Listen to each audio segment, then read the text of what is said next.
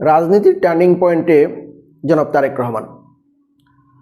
বিষয়টা একটু বিস্তৃত, তার সংক্ষেপে যদি বলি, বাংলাদেশ একটি মডারেট মুসলিম কান্ট্রি।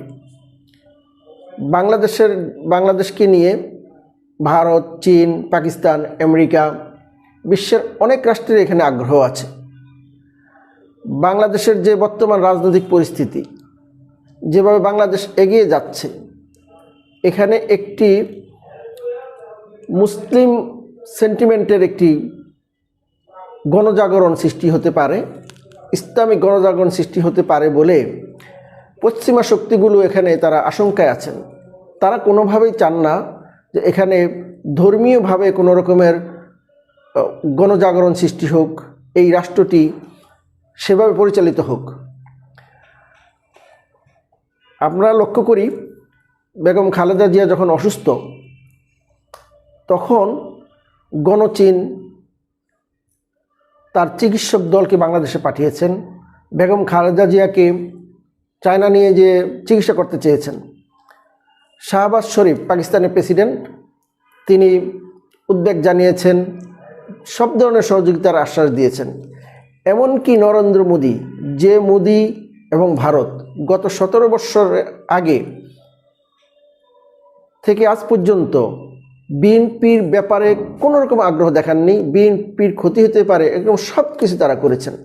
কিন্তু হঠাৎ করে নরেন্দ্র মোদি কেন এই বিবৃতি দিতে গেলেন যে তিনি সহযোগিতা করতে চান? এটির সমস্ত কিছুর কেন্দ্রবিন্দুতে আসলে বিএনপি নয়। তাদের উদ্বেগের বিষয়টি হচ্ছে এখানে একটি ধর্মীয় গণজাগরণ সৃষ্টি হতে পারে এবং সে কারণেই তারা সম্মিলিতভাবে ভরসা রাখতে চান তারেক রহমানের উপর, ভরসা রাখতে চান বিএনপির উপর। এটি রাজনৈতিক বিশ্লেষকদের ধারণা এবং তাদের বিশ্লেষণ।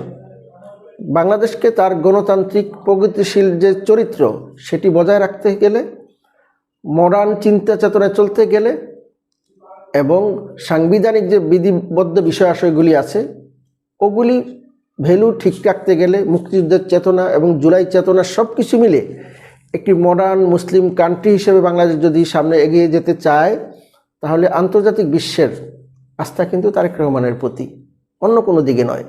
কারণ একটি রাষ্ট্র কখনোই অগণতান্ত্রিক এবং উচ্ছ্বাস ভরা যে রাজনীতি, যে না নিয়ন্ত্রণহীন রাজনীতি, ওই রাজনীতি একটা রাষ্ট্রের জন্য কখনো কল্যাণকর নয়। কারণ আমাদের ভৌগোলিক যে সীমারেখা, এখানে আমাদের কিছু বাস্তবতা রয়েছে।